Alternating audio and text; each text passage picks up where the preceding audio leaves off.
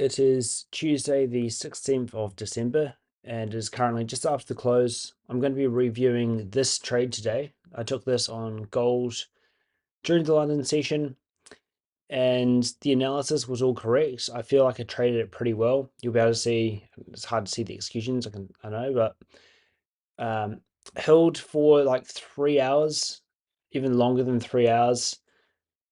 Just missed my stop and then was moving in my direction. I realized it was NFP week, so deep retracements were possible. Went to bed, and while I was asleep, came to stop me out. Never came quite down to the actual invalidation. This is just an order I've got sitting up here. But yeah, then had a beautiful rip to the upside, which is what I was looking for.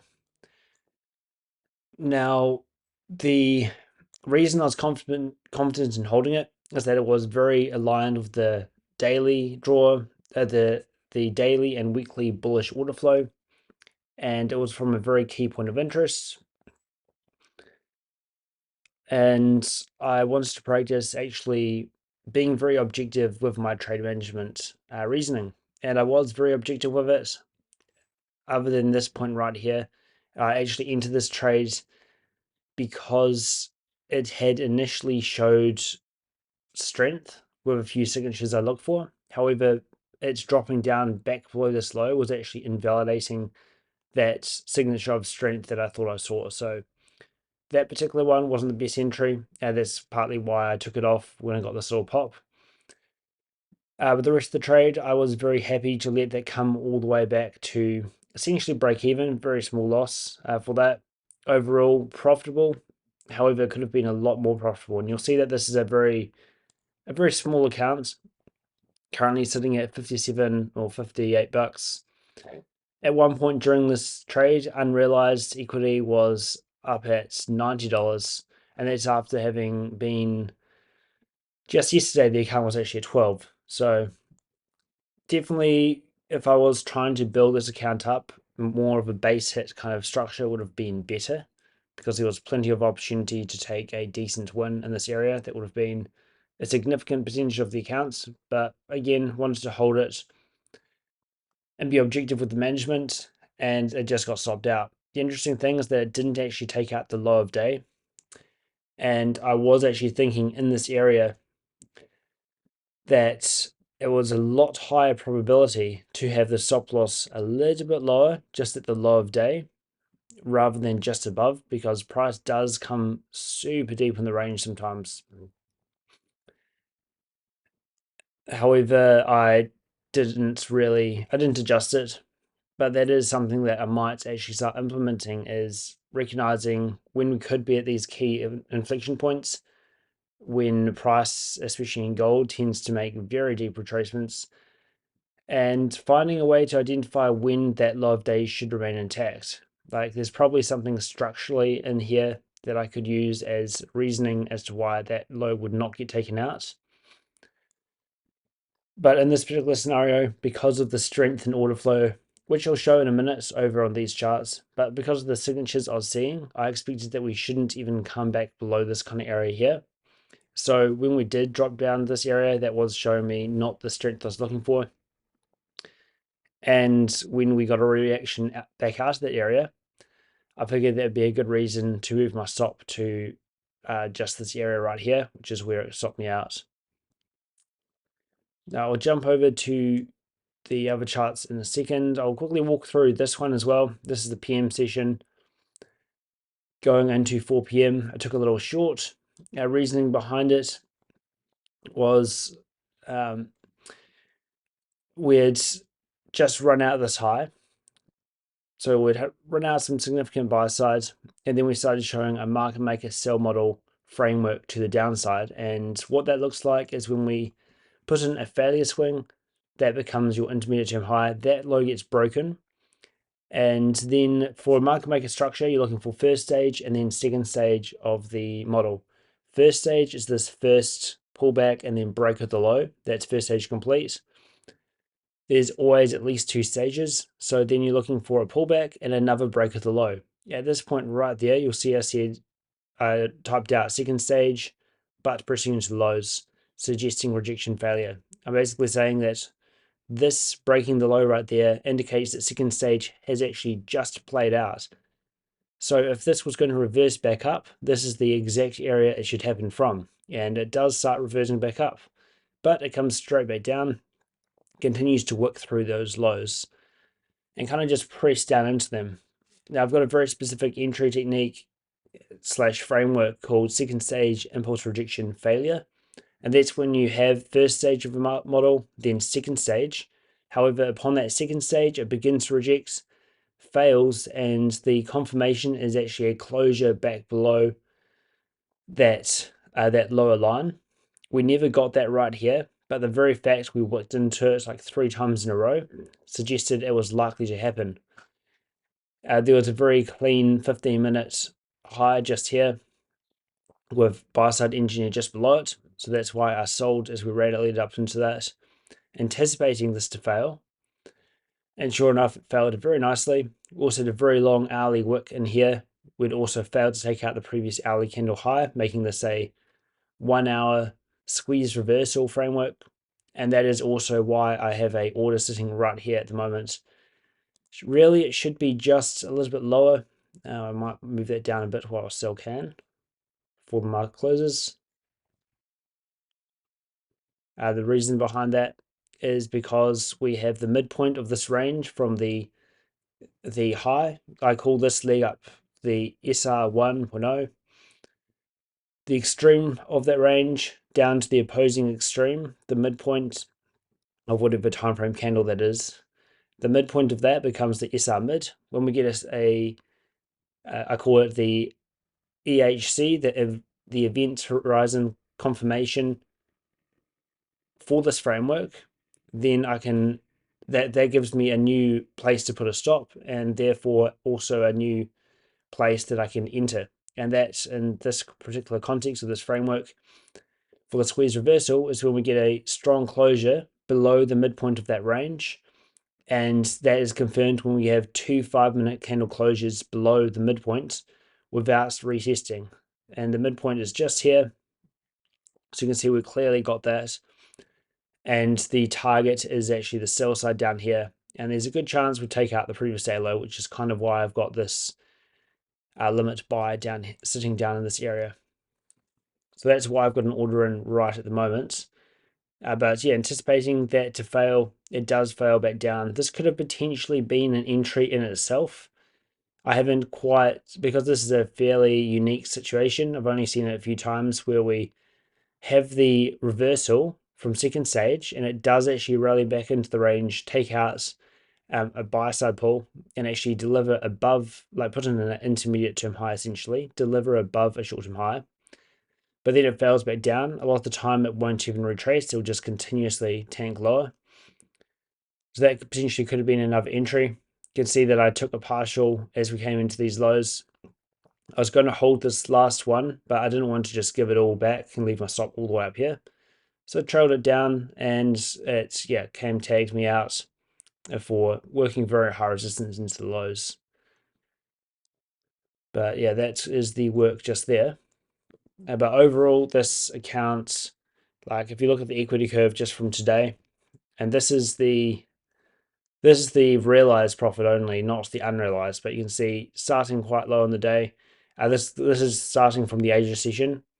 The New York session was actually down at $13, so it's already had quite a big jump just there. Worked its way higher, and this is the area where I was in those holding on to that long. So throughout this entire range, my equity was actually up at 90 roundabouts with unrealized. But just holding those trades, took 1 or 2 partials and then ended up getting stopped out. Small one with gold just then, and then unfortunately decided to jump across to NASDAQ and took a couple of stops right at the close. And it was kind of a silly trade, honestly. But yeah, so enough talking about the executions. Let's jump over to what I was seeing and why. I'll hide everything real quick, but you can see that we're up at near all-time highs. We are bullish high time frame. However, we are at a very deep extreme of the range. And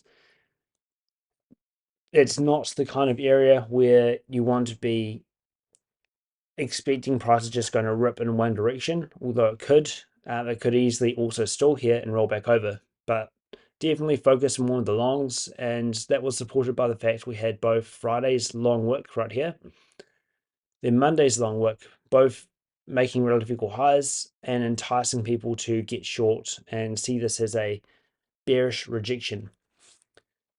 I really like when Friday prints a really long wick because that is creating a very strong sentiment going into the weekend. And then when Monday follows that up with failing to take out that high and also printing a long wick, you can imagine a lot of traders seeing that as a bearish rejection and wanting to get short. So really wants that bullish run up higher. And the previous day low was a key candidate as to what we could take out. You'll see I've got that marked out with this line here. I'll drop down to the 1 hour chart and turn on all the drawings. This is kind of irrelevant right now, but you can see a similar context here is the midpoint of these two liquidity pools rejects price.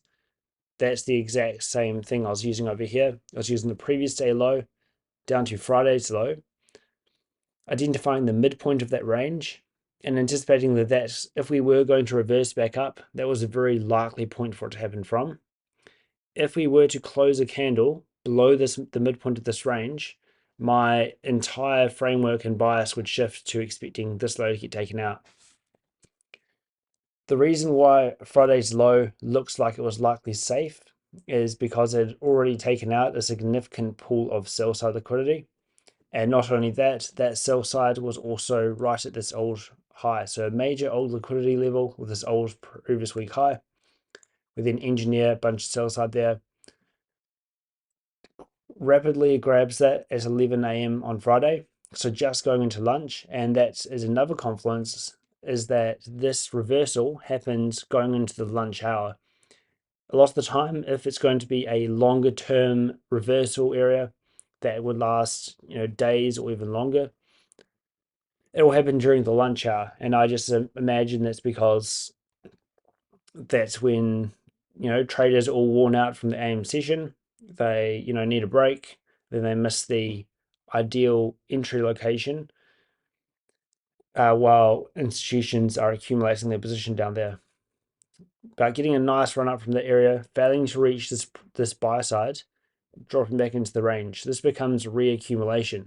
We have a previous area of accumulation. We then fail to reach the draw on liquidity and drop back into this range, and that becomes reaccumulation in an area of previous accumulation. That's why this was a very key area for me. And if we just look at the technicals while we're here, and then so I don't have to come back to this time frame. See this long wick created as we initially made that low right at midnight. Now, that was a bit of a long wick that kind of sketched me out a little bit because a lot of the time we want to overlap those wicks.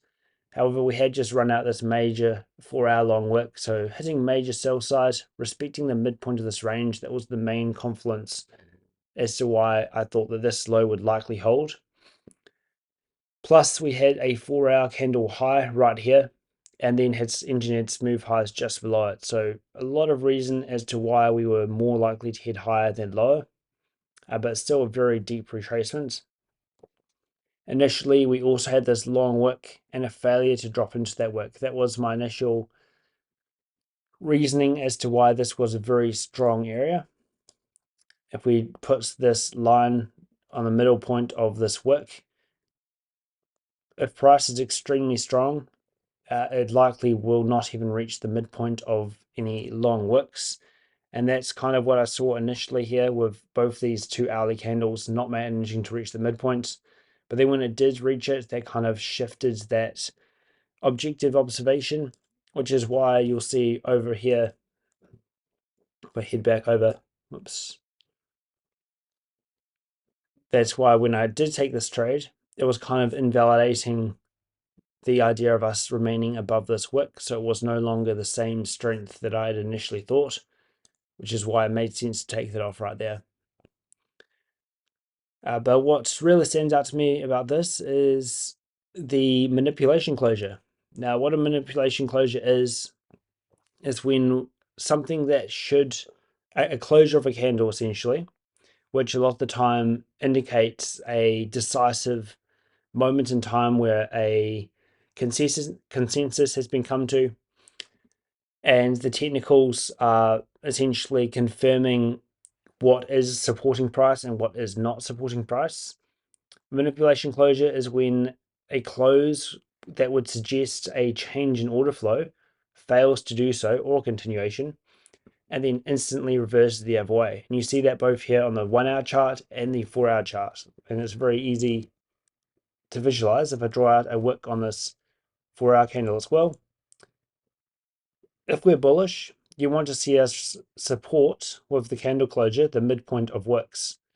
When that fails to happen, that likely indicates bearishness. However, if it fails to happen and we actually close below it, but then instantly in the next candle we reverse back the other way, while failing to take out that low, that becomes a manipulation closure, and it essentially constitutes a likely original consolidation / genesis of a move. That could a lot of the time indicate that price is planning on coming down here at a later date. However, it can also have a bit more of an extended move beforehand. That's kind of what we've seen here on both the 1 hour chart and then most importantly on the 4 hour chart. A long wick, we close below the midpoint, very next candle reverses straight back up while failing to take out that low. Just to demonstrate that this happens a fair bit, there's another 4 hour example from way back down here that I can show you. And this was, as you can see, a longer term turning point. But we have the exact same situation where we have a long 4 hour wick. We close below the midpoint, create a bit of a reversal going into the close on that Tuesday, and then reverse straight back up at 1800 the next day. So also indicating that manipulation closure dynamic. If we run back over this way, now that kind of indicates why this was a key point of interest for me. On the 15-minute chart, we can see kind of this area over here as well. I was actually on Friday, I had a limit buy sitting right below this low, and I was wanting to buy that, and price never dropped into it on Monday. Was that Monday or Friday? Yeah, on Friday or Monday. Price never dropped down below this low.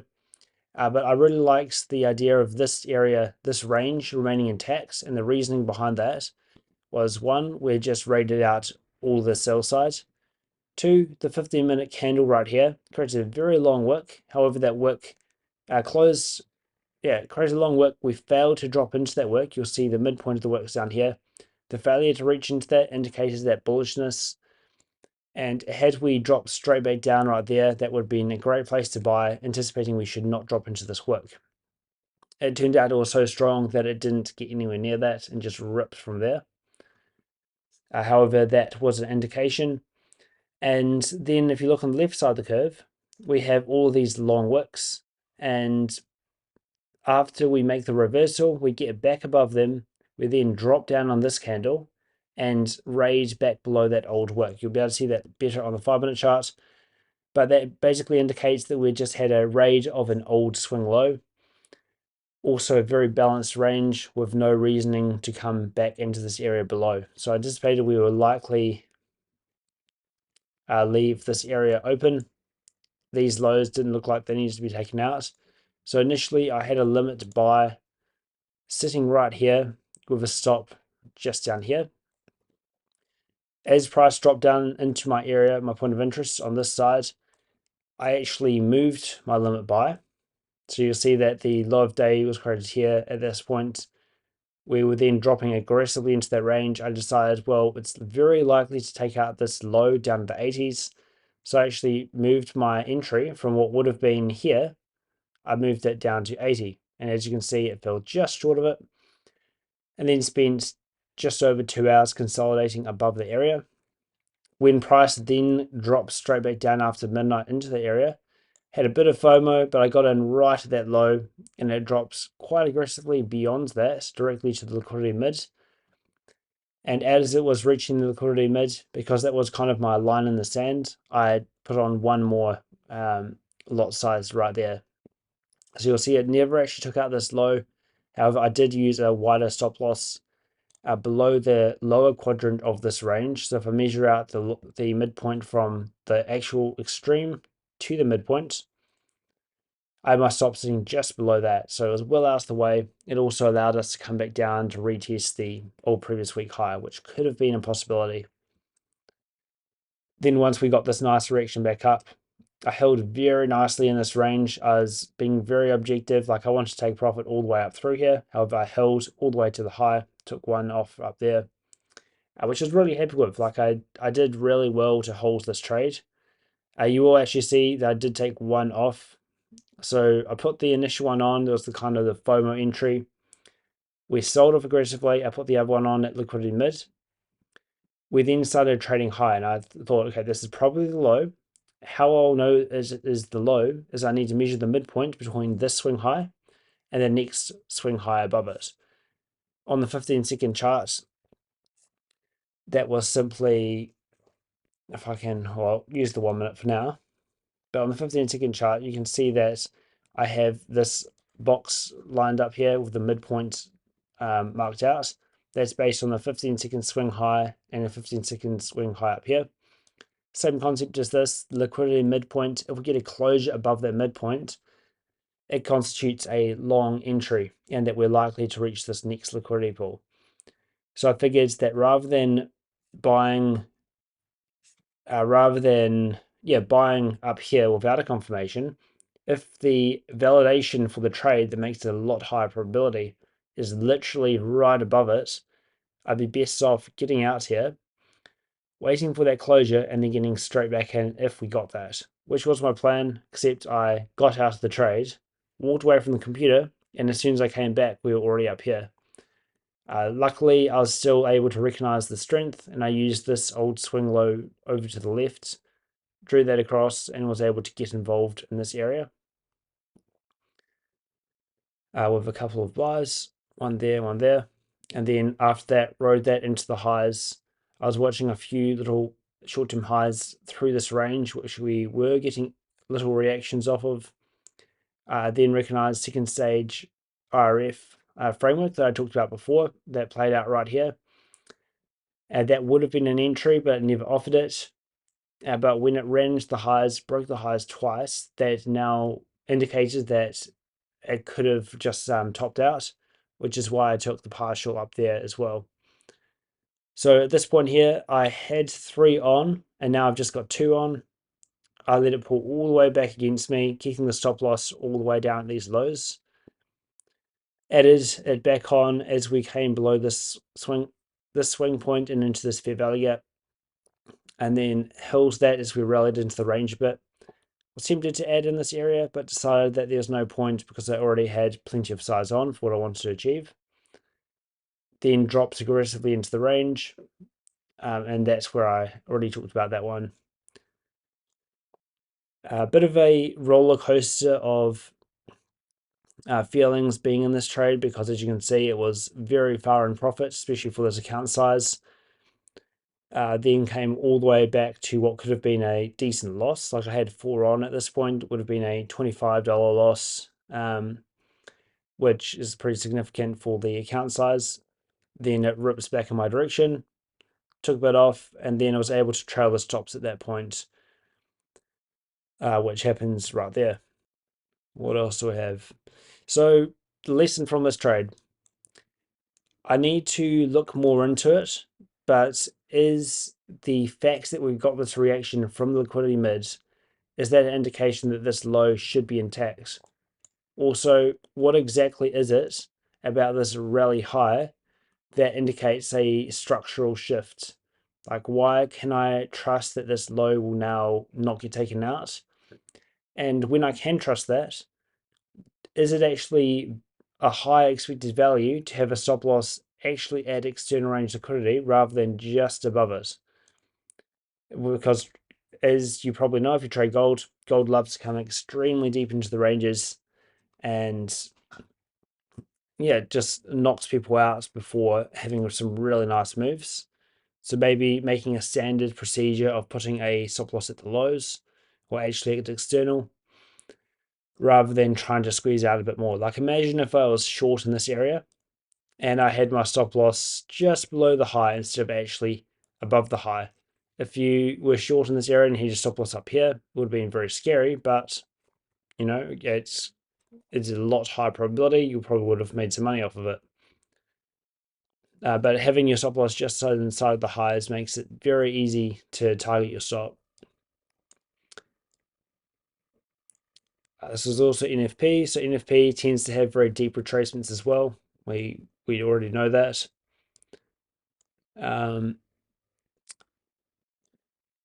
Yeah, that's kind of the lesson.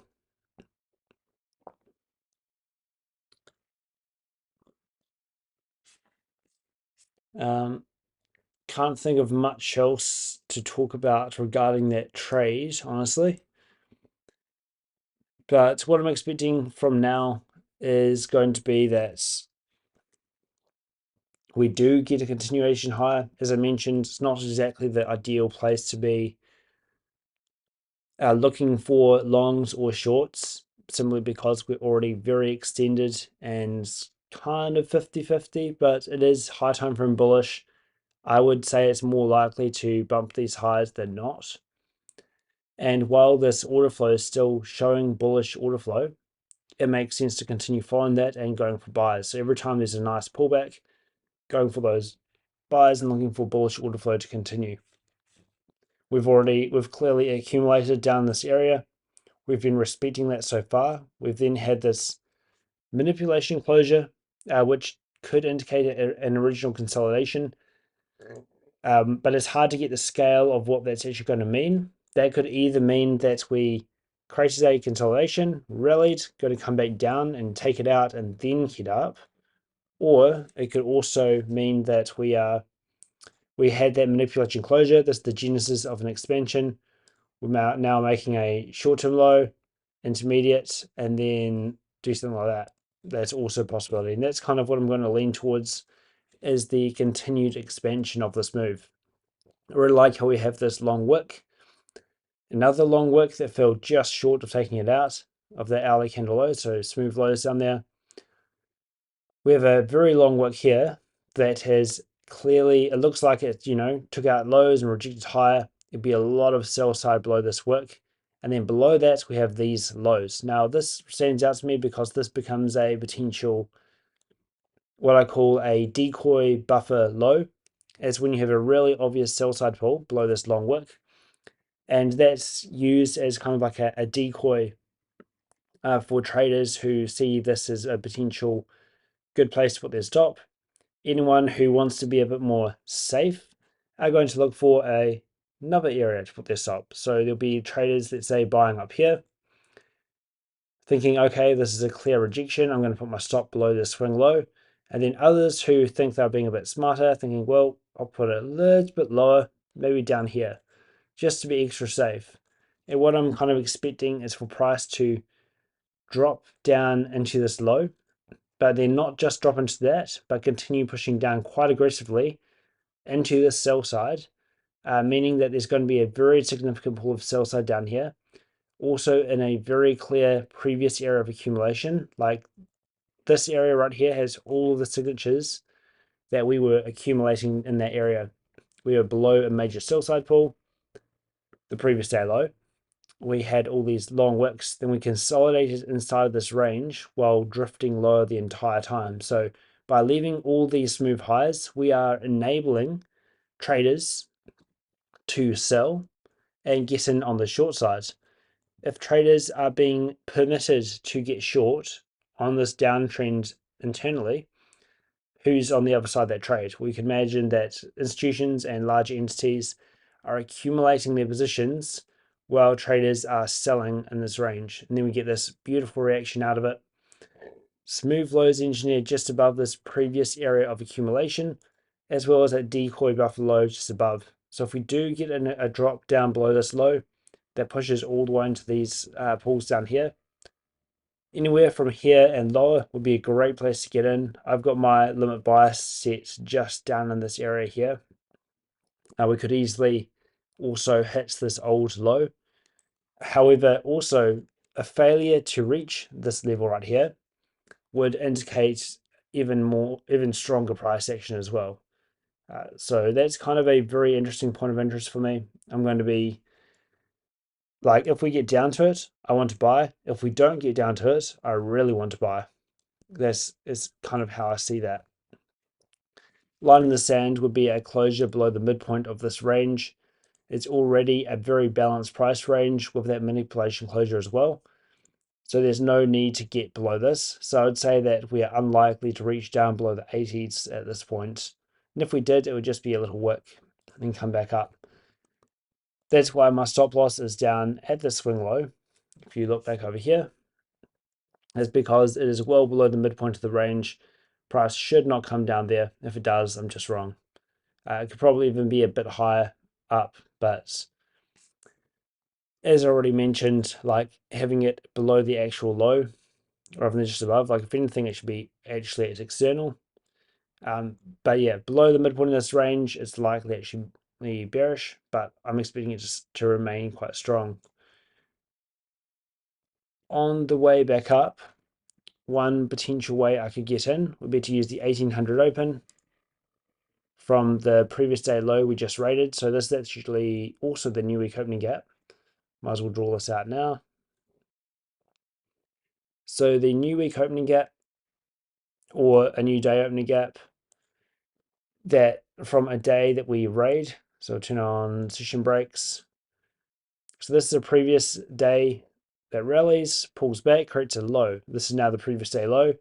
We accumulate below that previous day low and then rally higher. So now this daily opening candle or weekly opening candle becomes a very key area for us to potentially hold as support. You can see we've been kind of holding it as support already, but I don't believe we've quite finished accumulating down here. So if we were to drop down once again, take out a very obvious low such as we have right here, and then get back above it, I'd expect this to act as a form of support. And what that could look like if I use my lovely arrow tool is if we were to say drop down like that, get back above and do something like that. The idea is that you just have clear accumulation below that level.